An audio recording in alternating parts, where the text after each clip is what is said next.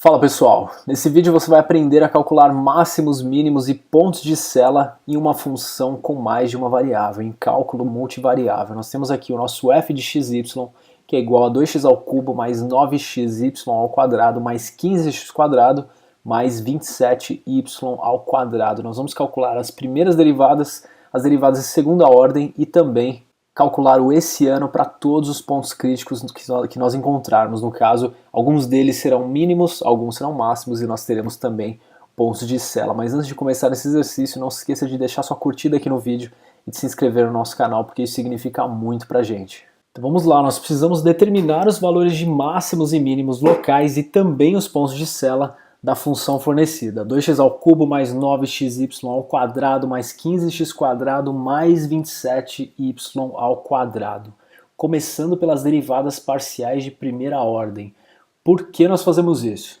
Se uma função ela tem um máximo ou um mínimo local em algum ponto, as derivadas parciais de primeira ordem, no caso fx e fy, elas devem ser necessariamente nulas. Você precisa resolver um sistema onde o fx ele vale zero e o fy também vale zero. As derivadas parciais elas devem ser nulas.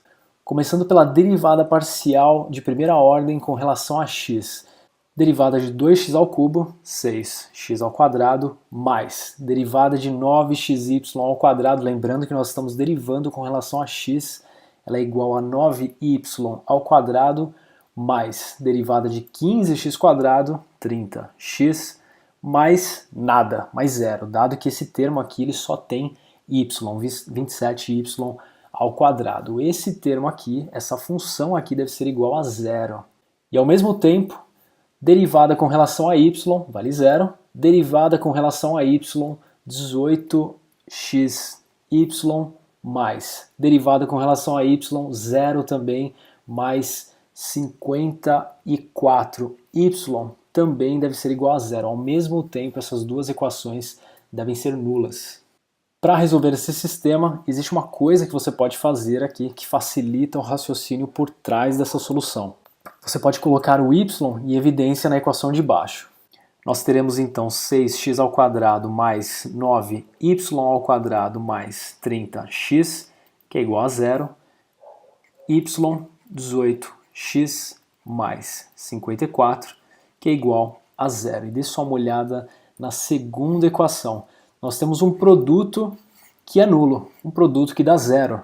Quando nós temos um produto que é igual a zero, ou o primeiro termo ou o segundo termo, um deles deve ser nulo. Nesse instante, nós devemos ramificar o nosso problema em duas situações possíveis. A primeira situação é a seguinte. Se o y, se o primeiro termo for nulo, olhando a primeira equação, nós teremos 6x ao quadrado mais 9y ao quadrado vale zero, mais 30x, isso aqui será igual a zero.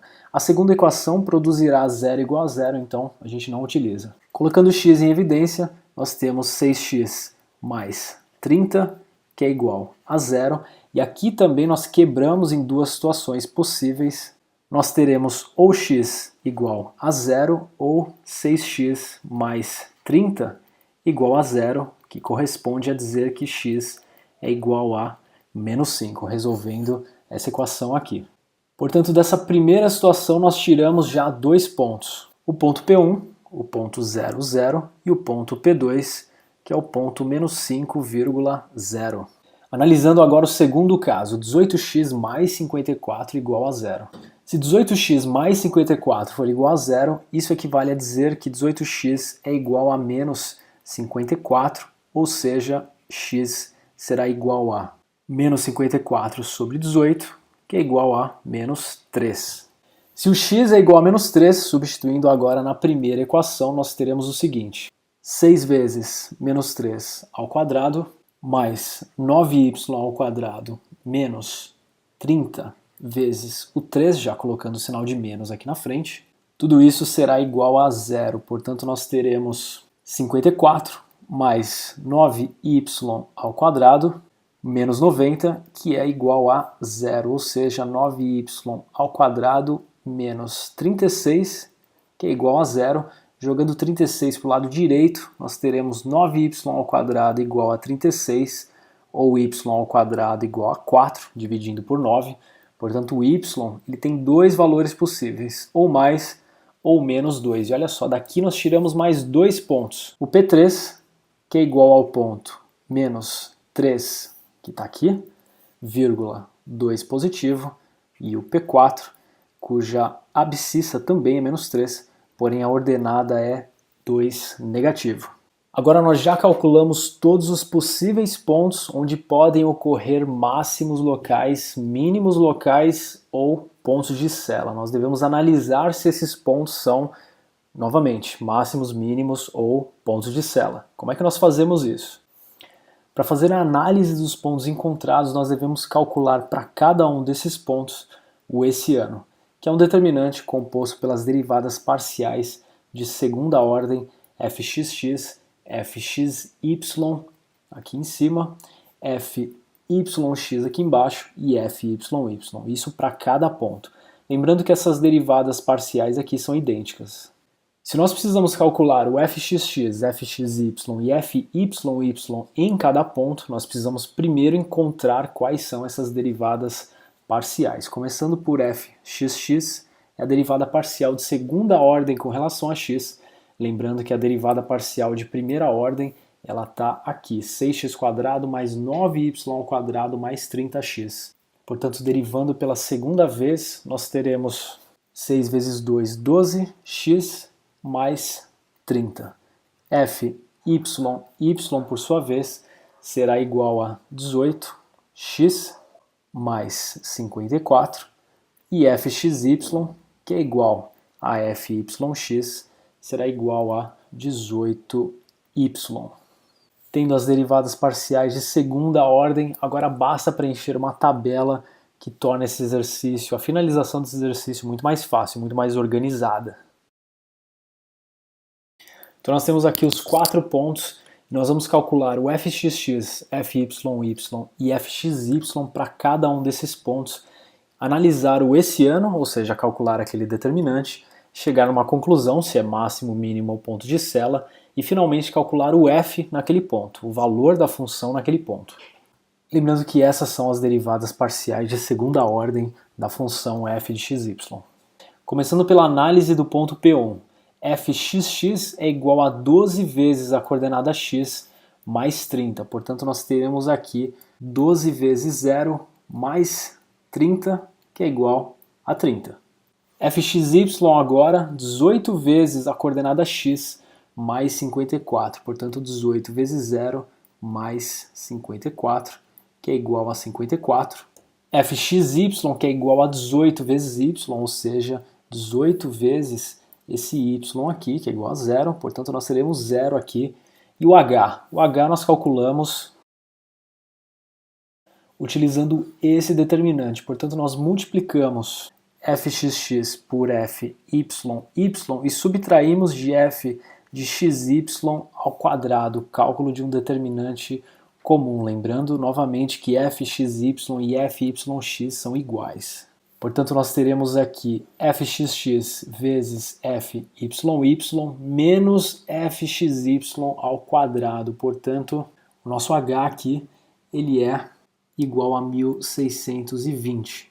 E ele é positivo. Daqui a pouco a gente fala por que isso é importante.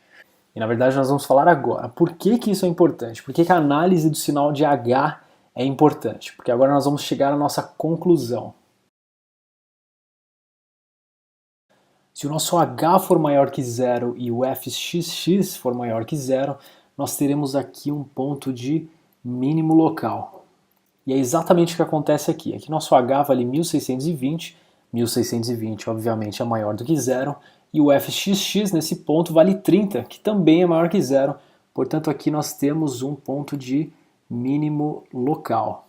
De forma semelhante, se você avaliar o ponto P2, você vai encontrar o seguinte. O H nesse ponto vale 1080, que é maior do que 0, porém o fxx é negativo, ele vale menos 30. Portanto, nesse caso, quando H é maior que 0 e o fxx é menor do que 0, nós temos um máximo local. Vamos seguir com os cálculos agora para P3 e para P4. Tanto em P3 como em P4, o nosso H ele é menor do que zero. O que acontece quando o H é menor do que zero? Nós temos aqui pontos de Cella.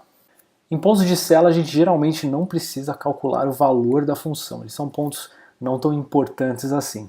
Mas só para finalizar aqui a análise do H, se o seu H tivesse dado igual a zero, esse teste seria inconclusivo, ou seja, você não poderia afirmar nada sobre esse ponto, nem que é máximo, nem que é mínimo e nem que é ponto de Cella. Para calcular o f do ponto, basta jogar o ponto encontrado, no caso, esses 4 aqui, na verdade nós só vamos fazer os 2 primeiros, na função f de xy.